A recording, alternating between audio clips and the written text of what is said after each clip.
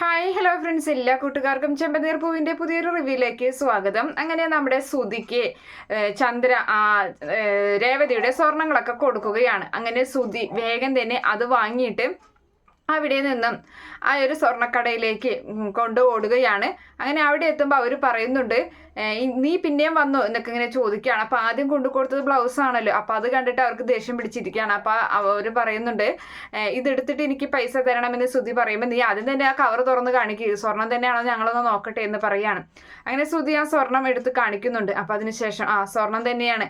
അങ്ങനെ നമ്മുടെ സുധി ആവശ്യപ്പെട്ട 5 ലക്ഷം രൂപയാണ് ആവശ്യപ്പെട്ടിട്ടുള്ളത്. അപ്പോൾ ഇത് ഗോൾഡ് വെച്ച് കഴിഞ്ഞാൽ അത്രയും പൈസ സുധിക്ക് കിട്ടുന്നില്ല. അപ്പോൾ അവർ പറയുന്നുണ്ട്, ഇത് 5 ലക്ഷം രൂപയ്ക്കൊന്നും ഇല്ല എന്നിങ്ങനെ പറയുകയാണ്. പകുതി പൈസയ്ക്ക് കിട്ടുന്നുള്ളൂ നമ്മുടെ സുധിക്ക്. അപ്പോൾ ആ സമയം സുധി പറയുകയാണ്, അത് പറ്റില്ല, എനിക്ക് 5 ലക്ഷം രൂപ തന്നെ വേണം, എനിക്ക് 5 ലക്ഷം രൂപ അത്യാവശ്യ കാര്യമുണ്ടെന്നിങ്ങനെ പറയുമ്പോൾ ആ കടയുടെ ഉടമ പറയുന്നുണ്ട്, എങ്കിലേ നിങ്ങളൊരു കാര്യം ചെയ്ത് നിങ്ങൾക്ക് 5 ലക്ഷം വേണമെന്നുണ്ടെങ്കിൽ ഈ സ്വർണം നിങ്ങൾ വിറ്റ് കഴിഞ്ഞാൽ നിങ്ങൾക്ക് ഇപ്പം തന്നെ 5 ലക്ഷം രൂപ തരാമെന്ന് പറയുകയാണ്.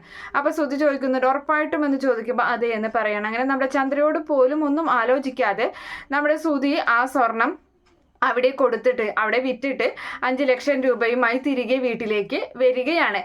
ഇതേ സമയത്താണെങ്കിൽ ഇവിടെ രേവതിയാണെങ്കിൽ മീനൊക്കെ വാങ്ങിക്കൊണ്ട് വന്നിട്ടുണ്ടായിരുന്നില്ല. അപ്പം നല്ല അടിപൊളി മീൻ കറി വെച്ചിട്ട് എല്ലാവർക്കും നല്ല ഇഷ്ടമാകുന്നുണ്ട്. എല്ലാവരും ഒന്നിച്ചിരുന്ന് അങ്ങനെ ഭക്ഷണം കഴിക്കുന്നുണ്ട്. അപ്പോൾ രേവതിയുടെ മീൻ കറിയെ പറ്റി പുകഴ്ത്തി സംസാരിക്കുന്നുണ്ട് വർഷയും അതുപോലെ തന്നെ ശ്രീകാന്തും പിന്നെ സച്ചിയും എല്ലാവരും ഇങ്ങനെ സംസാരിച്ച് ഇവരിങ്ങനെ ഭക്ഷണം കഴിച്ചുകൊണ്ടിരിക്കുകയാണ്. അപ്പം ചന്ദ്ര മാത്രം ഇങ്ങനെ മാറി നിൽക്കുന്നുണ്ട്. അപ്പൊ ചന്ദ്രയോട് വന്നിരിക്കുന്നില്ലേ എന്ന് ചോദിക്കുകയാണ്. ചന്ദ്രയാണെങ്കിൽ സുധി പോയിട്ട് എന്തായി, അവൻ തിരികെ വരാത്തതിലുള്ള അതിൽ ടെൻഷനും കാര്യങ്ങളും, രേവതിയുടെ സ്വർണം ആരോടും ചോദിക്കാതെയാണല്ലോ എടുത്തു കൊടുത്തത്, അങ്ങനെയുള്ള ടെൻഷനിലൊക്കെയാണ് നിൽക്കുന്നത്. അപ്പൊ ആ സമയത്ത് അത് പിന്നെ ഞാൻ വരാം, ശ്രുതിമോള് വന്നിട്ടുണ്ടല്ലോ, അവള് ഡ്രസ്സ് മാറിയിട്ട് വരട്ടെ, ഞങ്ങൾ ഒന്നിച്ചിരുന്നോളാം എന്ന് പറയുന്നുണ്ട്. എന്തായാലും അതിനിടയിൽ നമ്മുടെ സുധി വരികയാണ്. അപ്പോൾ സുധി വരുമ്പോൾ എന്തായി എന്ന് ചോദിക്കുമ്പോൾ അതൊക്കെ കിട്ടി എന്ന് പറയുന്നുണ്ട്. 5 ലക്ഷം രൂപ കിട്ടി എന്ന് ചോദിക്കുമ്പോൾ 5 ലക്ഷമൊക്കെ കിട്ടി, പക്ഷേ എന്ന് പറഞ്ഞിട്ട് അവനങ്ങനെ പറയാൻ തുടങ്ങണ സമയത്ത് തന്നെ നമ്മുടെ ചന്ദ്രയെ വിളിക്കുകയാണ്. നീ വന്ന് ഭക്ഷണം കഴിക്കാൻ ഇങ്ങനെ പറയുന്നുണ്ട്. രവീന്ദ്രനായാലും സച്ചി ആയാലും അങ്ങനെ അവൾ അവിടെ വന്നിരുന്ന് ഭക്ഷണം കഴിക്കുകയാണ്. നീ എന്നാൽ പോയിട്ട് അവളെ വിളിച്ചിട്ട് വായു എന്ന് പറയുമ്പോൾ ശരി എന്ന് പറയുന്നുണ്ട്. അങ്ങനെ ശ്രുതിയുടെ അരികിലേക്ക് സുധി പോകുന്നുണ്ട് ഈ ഒരു 5 ലക്ഷം രൂപയും കൊണ്ടിട്ട്.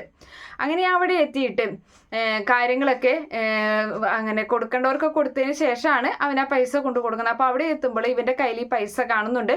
അപ്പോൾ നമ്മുടെ ശ്രുതി ആണെങ്കിൽ വാതിലടക്കുകയാണ്, റൂമിൻ്റെ വാതിലടച്ചിട്ട്. എന്നാലും ശ്രുതി, നീ ഇങ്ങനെ ചെയ്യുമെന്ന് വിചാരിച്ചില്ല എന്നൊക്കെ പറഞ്ഞൊന്ന് പേടിപ്പിക്കുന്നുണ്ട്. എന്താണാവോ ഇവൾ അറിഞ്ഞിട്ടുണ്ടായിരിക്കോ കടയിൽ നടന്നത് ഫ്രോഡ് പണിയാണെന്ന്, ഇവൾക്ക് എന്നെ വിലയില്ലാണ്ടാവോ, അയ്യോ ഇവൾ എന്താണാവോ അറിഞ്ഞത്, രേവതിയുടെ സ്വർണം കൊണ്ടുവച്ചതൊക്കെ അറിഞ്ഞു കാണോ എന്നുള്ളൊരു ഭയത്തിൽ എങ്ങനെ നിൽക്കുകയാണ് ശ്രുതി. അപ്പോൾ ആ സമയത്ത് ശ്രുതി പറയുന്നുണ്ട്, കൺഗ്രാജുലേഷൻസ്, എന്തായാലും നിന്നെപ്പറ്റി ഞാൻ ഇങ്ങനെ ഒട്ടും പ്രതീക്ഷിച്ചില്ല, ഇത്ര പെട്ടെന്ന് നീ ഇത്രയും ലാഭം ഉണ്ടാക്കുന്നൊന്നും ഞാൻ പ്രതീക്ഷിച്ചില്ല എന്നും പറഞ്ഞിട്ട് ഷെയ്ക്കൻ്റെ ഒക്കെ കൊടുത്തിട്ട് ഭയങ്കര സന്തോഷത്തോടു കൂടി അങ്ങനെ നിൽക്കുകയാണ്.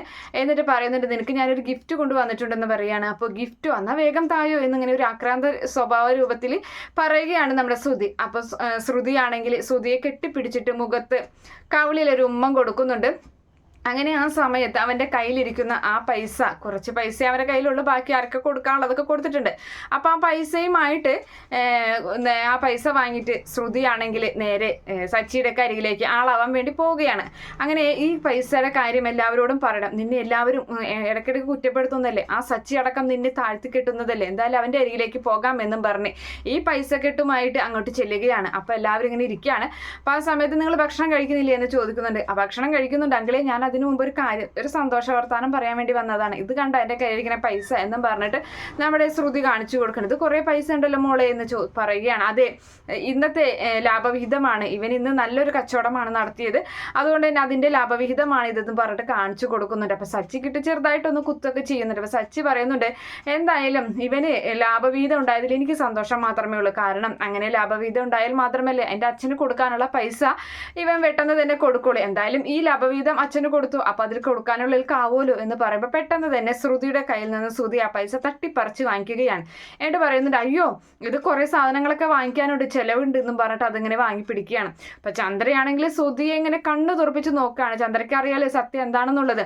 അപ്പോൾ ആ സമയത്ത് ശ്രുതി മോള് വരുന്ന ഭക്ഷണം കഴിക്കുക. അപ്പോൾ ശ്രുതി എന്താണെന്ന് വെച്ചാൽ അതിൽ നിന്ന് കുറച്ച് പൈസ എടുത്തിട്ട് ചന്ദ്രയ്ക്ക് ലാഭവിഹിതത്തിൽ അമ്മയുടെ പ്രാർത്ഥന കൊണ്ടൊക്കെയാണ് ഇങ്ങനെ സംഭവിച്ചതെന്നും പറഞ്ഞിട്ട് ശ്രുതി അതിൽ നിന്ന് കുറച്ച് പൈസ എടുത്ത് ചന്ദ്രയ്ക്ക് കൊടുക്കുകയാണ്. അപ്പം അത് ഒട്ടും ഒരു താല്പര്യമില്ലാത്ത പോലെയാണ്, ഒരു മനസ്സിലൊരു സന്തോഷ കാര്യങ്ങളോ ഒന്നുമില്ലാതെയാണ് അത് വാങ്ങിക്കുന്നത്. അപ്പം അതൊക്കെ സച്ചിക്ക് സംശയത്തിന് ഇടവരുത്തുന്നുണ്ട്.